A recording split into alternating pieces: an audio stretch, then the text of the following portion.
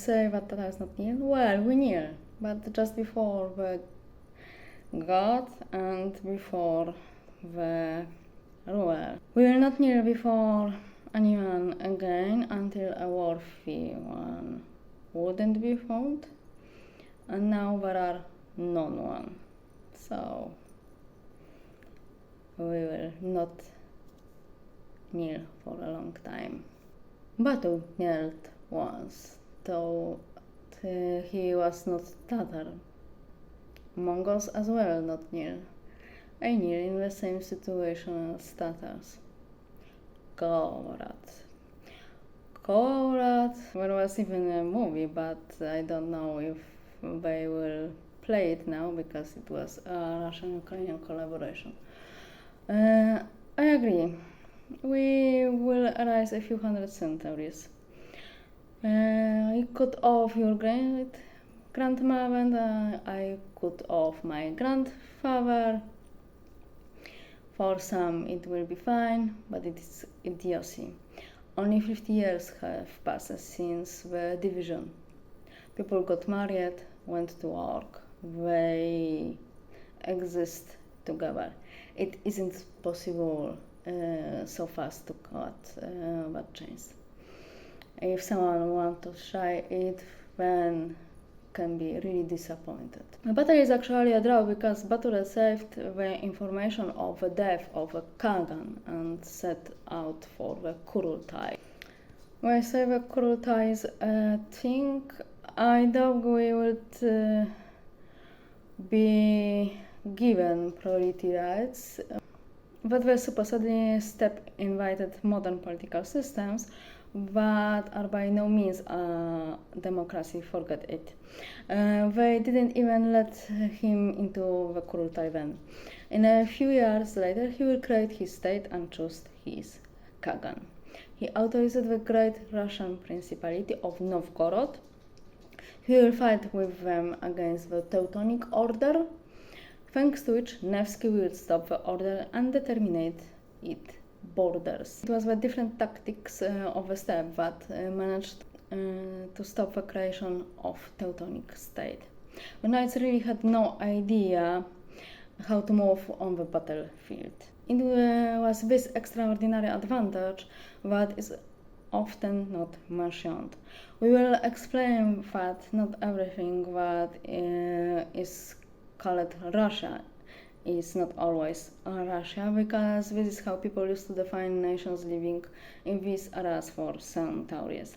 And the Great Russian Principality is not Great Russia of Kiev. Although for these fools from West, unfortunately, and some who now exist in propaganda of great countries born from republics, it doesn't matter, or they take great offense when we talk about Kiev, Great Russia. Although this is as well Great Russia, and Great Principality of Russia as well existed, but was in other place. But in the same time, the screamers were just sleeping in the 5 great history class. So we needn't change history for someone to feel better. What does Iron Man actually mean in Georgian and Tatar? Not only in these languages, because it was on short in Russian as the name, actually surname Stalin. Some as Spanish Hombre de Madera or English Heartless. Someone completely deprived in the sociological sense, but in psychological sense it is more difficult to explain of feelings. That's not a hero of steel, only a man who will act rationality all the time, even if others see it as ruthless or sometimes even unacceptable because of society, but not of human nature. In certain situations, it can certainly help you survive. Tokhtamesh does not exist with Temur, but Temur is important here. in that story. So, if you had a magic Hulk that grants wishes, what would you write? Yeah, Temur and Hulk. I probably wouldn't write this, but the first one for sure. Many Eastern European countries there is that saying written in black Hulk on white chimney. Something that this person who you great know practically shouldn't have done, but did. When? Right, Temur. Why not? Yeah, but of all the Mongols, it is Timur who is most associated with the Tatars. Stalin and as well Germans were obsessed with him. They must have been looking for that chalk. This chalk was black. To this day, in countries that had contact with the Tatars during the reign of Timur, you can hear, written in black chalk on a white chimney, when someone does or plans to do something that is completely unbelievable, or even contrary to his usual behavior. Yes, you just have to take care of something. Timur was a crippled man in a world that did not like cripples at all. He had to prove every day that he was worthy of being a lion and at the same time give the army the opportunity to feed himself. That's why the wars. In his case, and probably in some of the other cases we'll discuss, the world turned out to be more tolerant than you might think. People don't like cripples these days either. Now there is a fashion for people who are like Greek statues. Exactly, this body obsession is reminiscent of good old Nazism. Anyway, this is the basis of Nazism and it goes where it comes from. Cripples, people with genetic diseases, remind us that, firstly, we do not have the power over this world that we would like, and secondly, that we are not perfect, and sometimes, as in the case of Joseph Merrick, a monster. It's a bit of a portrait of Dorian Gray. God or nature makes fun of us then. You won't even enter them into the famous phi number. Contrary to appearances, we do not like the fact that the world is different. People do not like to look into the soul. We definitely judge by appearance and choose partners by appearance. Then we divorce, because suddenly we find that there is no way to talk with our eyes under one roof, and the appearance has changed. Europeans excel in this. It's creeping up on Asia and the Middle East, but not as much. For cultural reasons, it can't. The Japanese come from a sacred saying. A wife to have a legal heir, a prostitute to cum, and a geisha to love. The role of a geisha was the best thing that happened to me in my life. I was loved then. The general is one of those things I would never change. Somehow, no one would like it, although we didn't physically try. The Europeans will not understand this. Not even the Turks will understand in this age, a little uncritically delighted with Europe. The Mongols do. Love is not biology. Unfortunately, the Europeans reduced it to biology and therefore no longer have fairy tale relationships. Sure, I'd re-enter that arrangement, but I'd rather my demo didn't die in an accident. You know what they say about my family. We are cursed. Too many American movies. You know what all Asian cultures flush the sword then. It's an act of honor, it's not done with a dirty sword. Every Japanese sword sings because it has the soul of a warrior. It is made for his height and weight, for example. Muramasa sings by far the most famous chant. There are different versions as to how Timur became a cripple. Surely for centuries he will be the only cripple in all Eurasia to sit on the throne. In Asiatic cultures believes that rulers are to be like lions, and a person with any flaw is for sure not a lion. It is visible to this day. In Muslim countries, sheikhs with pleasures keep lions at home. This is the exact symbolism of power. Lame rulers have always been overthrown. The most famous example is Justinian II.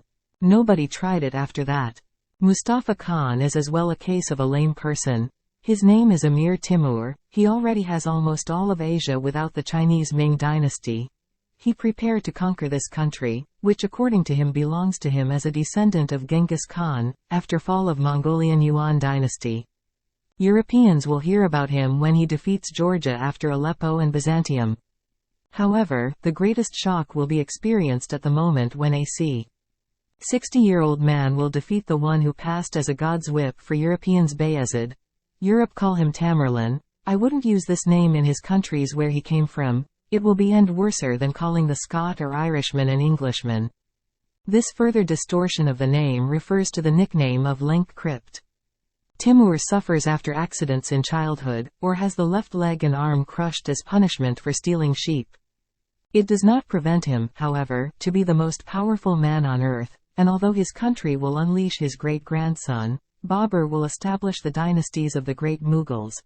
His name what so fun really name the same as name of Genghis Khan, human made of iron. Different Ivar, due to the fact that Asian saddles are much more comfortable, he's no problem with horse riding. Why I used name of famous Viking. They tried to compare it to this character and the Vikings, but it was soon found that they were more delicate. In the 14th century, the Golden Horde broke up into the Golden Horde proper and the White Horde. In 1357, the last great Khan of the Golden Horde, proper, Dzanabek, died. His son, Khan Berdebek, was murdered in 1359. From that moment on, chaos reigned in the Golden Horde. There was no permanent ruler, there were constant intrigues for power. The White Horde began to interfere in the affairs of the Golden Horde. White Horde was feudal Mongolian state, founded in the 13th century by the Horde. It was the eastern part of the Golden Horde. It occupied the basin of the Syr Darya River and the steppes northeast of the Aral Sea to the Ish and Sari Su rivers. The capital of the White Horde was the city of Signac in 1378. Its separateness was liquidated and it became an integral part of the Golden Horde. The feudal Mongolian state, founded in the 13th century, was founded by the Horde. It was the eastern part of the Golden Horde. It occupied the basin of the Syr Darya River and the steppes northeast of the Aral Sea to the Ish and Sari Su rivers. The capital of the White Horde was the city of Signac. In 1378 its separateness was liquidated and it became an integral part of the Golden Horde. In the mid-1470s, Tui Koja Oglin, the ruler of Manjishlak from the line of Genghis Khan, was murdered by the White Horde ruler Urus Khan for allegedly opposing him. In 1376, the son of the murdered man, Toktamish, fled to Timur. The ruler accepted him. Timur gave the newcomer cities, Sabran, Otrar, Signac and several others. Despite the help of Timur's troops, Toktamish suffered 2 defeats against the White Horde troops. Despite these setbacks, Timur allowed Toktamish to remain. Urus Khan, whose lands were under attack, moved against Timur, the protector of Toktamish. The two armies met near the Syr Darya. Frost and snowstorms interrupted hostilities. Urus Khan retreated to his territory and died shortly thereafter in 1378, followed shortly after by his son. Toktamish took advantage of this and for a short period gained power over the White Horde. However, he did not enjoy it for long as he was defeated by his rival Timur Maliki. Thanks to Timur's support, he gained power in the White Horde in 1379. He began the process of uniting the two rival hordes under his rule. The international situation was conducive to these plans, because the Emir of Mamai, the informal ruler of the Golden Horde, lost the clash at Kulakaui Pol. After this event, Toktamish marched on Mamai and defeated him. The loser fled to Kaffa, where the Genoese killed him. Toktamish became the ruler of a great empire. He united the Golden Horde proper and the White Horde under his rule. The new Great Khan decided to restore Russian subordination to his state and in 1382 he marched on Moscow, which he plundered. From now on, Russians will always consider Tartars and Mongols dangerous. They were the only ones in history to sack Moscow. It was during the meeting with Timur Lenk that the word Tatar began to be used in Europe to describe the Mongols. Worse yet, it continues to do so. Europe has never seen the strength of the Mongols. Russia yes, but not Western Europe. Only Tatars came here. Europe would look different if Genghis Khan really wanted to visit it. He had more interesting places. The Tatars are a Turkmen nation. We are closer to the Turks. The Mongols Asian. They are closer to the Chinese. In fact, this theory has long been debunked. Recognizing that the Tatars are a people formed from the union of refugees from Dadu and Pechenegs. Yatvingians. They did indeed elect Batu as their leader, but he was not a Tatar, but a Mongol. His martial abilities were recognized, or he had a Tatar mother. The only thing that connects Tatars and Mongols is the high position of women. Borte and Tomiris permanently perpetuated the pattern for women in the steppe. Tamerlane, helping Toktamish, hoped to gain an ally who would be submissive and secure the northwestern border against invasions. Timur also wanted to maintain the division of the Golden Horde into two warring camps, the Golden Horde proper and the White Horde. He did not want Urus Khan to unite these territories. Timur's plans did not materialize. The Golden Horde was united by Toktamish, who turned against Timur. So a long war awaited him with his former protégé, and later Khan of the United Golden Horde. From 1385, Toktamish turned against his former ally and began to attack lands belonging to Timur or within his sphere of influence. After losing battles with Timur in 1391 and 1395, the shattered Toktamish fled to Kamska, Bulgaria, and Timur Kutlug became the dependent ruler over the Golden Horde on Timur's order. With the help of Edige, on August 1399, on River Werskaya, he defeated the army of the Grand Duke of Lithuania, Vytautas, who led Toktamish with them, intending to give him back the lost power over the Golden Horde. This is the greatest battle of medieval Europe, but again, you will not find Mongols here. Timur did not bother himself to these areas. He also saw more interesting objects. It is not entirely true that his dynasty did not survive. The Mughals are the descendants of Timur. This Vytautas is of course this one, obviously a relative of Vladislav Jogaila. Toktamish died in the Battle of Tumen. Whenever it came to the horde, the neighboring countries did everything to make them their vassals. It's the best God's whip in this part of the world. The best mercenaries. Then the Cossacks will join this title. A trail of refugees from various countries who were threatened with noose in their native areas. Is 1404 year Europe afraid? One man Bayezid Yildirim, about Asia has actually no idea.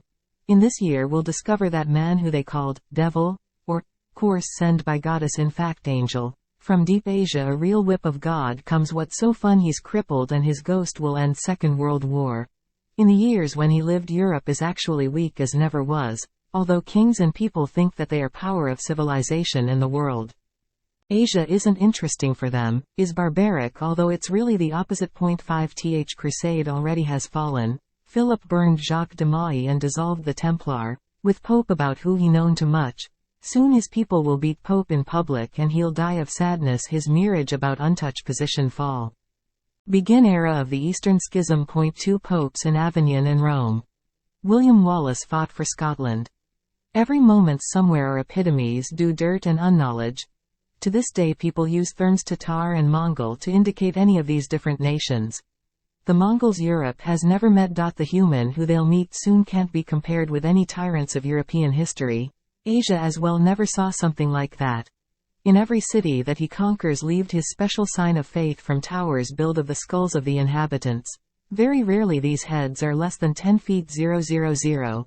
As a crippled man on East he must all time shown that he's stronger than rest is very fast he became legend. In this year Europe afraid only Bayezid Yildirim. This nickname translated as well bad, thunder, doesn't reflect the true meaning. It refers to the speed of his army moving. Bayezid lost battle. Once in history someone catched to prison Sultan. Europe is scared, but in fact there's to be afraid. Simply Europe has nothing to offer new famous ruler Emir Timur. When boxes with gifts come from them, Spanish ambassador appears at Timur court. He quickly realizes that these countries are poor and need centuries for can be called civilization.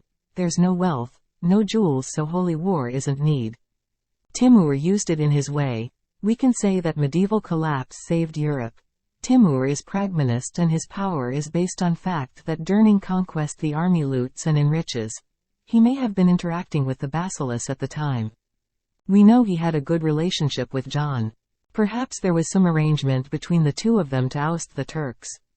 Even so, it was so secret that political strategists, analyzing the facts of Timur's life, only make assumptions about it.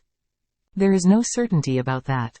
Timur's forces were sometimes compared to Ivar Boneless and the Vikings, but Timur, the lord of 7 countries, definitely outranked them all. After Timur's death, the state will fall apart. Only grand-grandson Babur will overcome the mountains and become a powerful ruler and founder of the new dynasty. The blood of Genghis Khan will continue to rule. He was the one who persuaded the conquest of the Byzantines for 50 years, supporting the weak Basileus John, whom he cast on the throne as a marionette. To this day he remains as ambiguous, charismatic ruler, and although he may be hated, it is impossible to not admire him at the same time. He died durning way to China. What would happen if these two met? An old Asian curse says, "May you live forever and in interesting times." It could be very interesting times. He conquered Iran, Iraq, Azerbaijan. He came to India, Egypt, along with Alexandros and Genghis Khan. They occupy the first 3 places on the list of the world's greatest conquerors. From all of them his conquest definitely were the most effective. The heaviest fighting was definitely with the Golden Orda. These fights in the area of today's Russia in the Siberia and after Hindu Kush were the hardest. Here too legend was born about Timur's finding a chalk of wishes. When he found it he came to an assassination attempt on his life.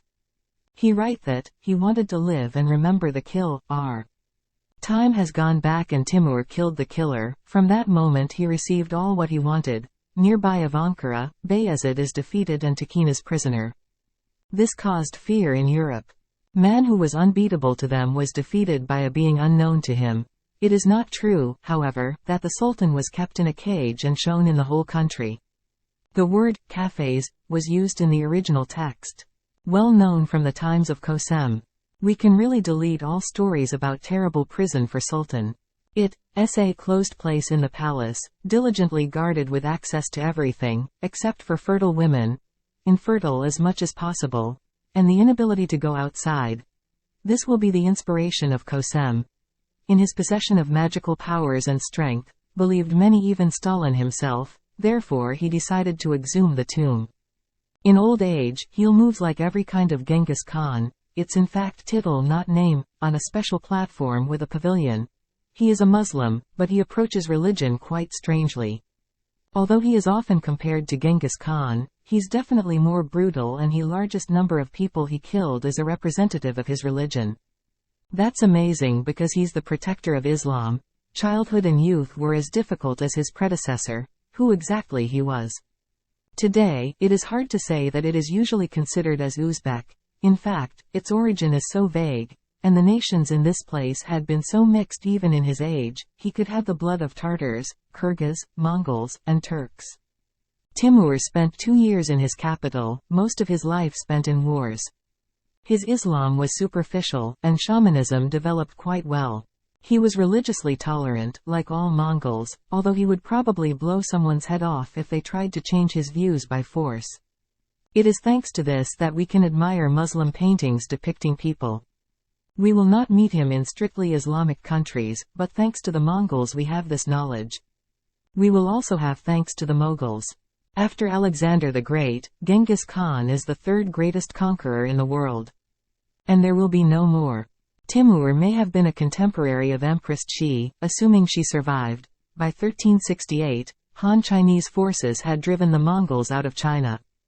The first of the new Ming dynasty's emperors, the Hongwu Emperor, and his son, the Yongle Emperor, produced tributary states of many Central Asian countries.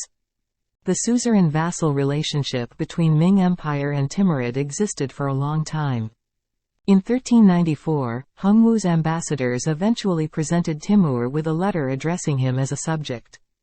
He had the ambassadors Fuan, Guoji, and Lu Wei detained. 101. Neither Hongwu's next ambassador, Chen Duan, 1397, nor the delegation announcing the accession of the Yongle Emperor fared any better. Timur eventually planned to invade China. To this end Timur made an alliance with surviving Mongol tribes based in Mongolia and prepared all the way to Bukhara. Enk Khan sent his grandson Olyai Timur Khan, also known as Bayanshir Khan, after he converted to Islam while at the court of Timur in Samarkand. So there was not only Bayezid in kafes, but also another politically important prisoner. Timur murder. Of course. Everyone who conquers kills and everyone who defends kills. It might be nicer to call it otherwise, but killing will remain. Killing, however, call it a word pleasing to the ear. By imposing the death penalty, you are also killing. It's Machiavelli. A hated man who was actually the best psychologist of human nature, but he was horrified to call what we do by name. That's why he's so underrated because he took off his masks. But how was with these murders? The chronicles were not historical works, but propaganda. Just like today, unfortunately, is with the news. Journalists sometimes imperceptibly suggest what we should think, instead of dryly providing information for people to think about it themselves. History, unfortunately, has always been and is used for propaganda purposes by a given country, for example to build something we know as patriotism. That is why so much is said about the fact that history is badly learned and should be learned by drawing conclusions from a given act, but looking through the prism of what was happening around the world at a given moment. It also has many opponents, because some national heroes would fall from their pedestals like saints. There's no need to pretend. Yes, there was a belief in the steppe that when you kill an enemy, his spirit enters your service, but it also existed among the Celts, even if they kept the skulls of the defeated under their pillows. Mongolian Islam was associated with shamanism. Shamanism has never disappeared from Tatars, Mongolian or any Asiatic countries. The books engraved numbers to show their martyrdom by one side and by the other power.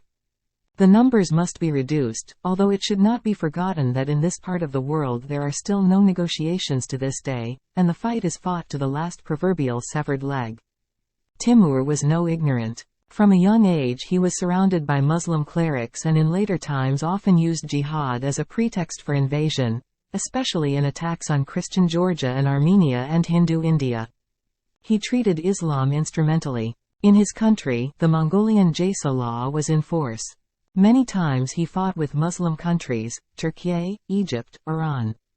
He partly explained this by destroying heretical Shiites in Iran. Timur was a Sunni. Despite this, he wanted to be seen in the Muslim world as the spokesman and guardian of Islam. He could kill thousands of enemies and use their heads to build great towers as a warning. He used atrocities to control the peoples who were part of a vast empire. True, but it was a punishment typical of the steppe, and the city really caused a lot of trouble. After many victories, Timur considered himself the ruler of the world, appointed by God. Many of his soldiers believed in his divine origin and worshipped him for this reason. The Khagan has always been revered like a Chinese emperor. Timur never called himself that. It wasn't delicious, but the Spanish ambassadors attributed it to him. They simply did not understand the role of the muzzle.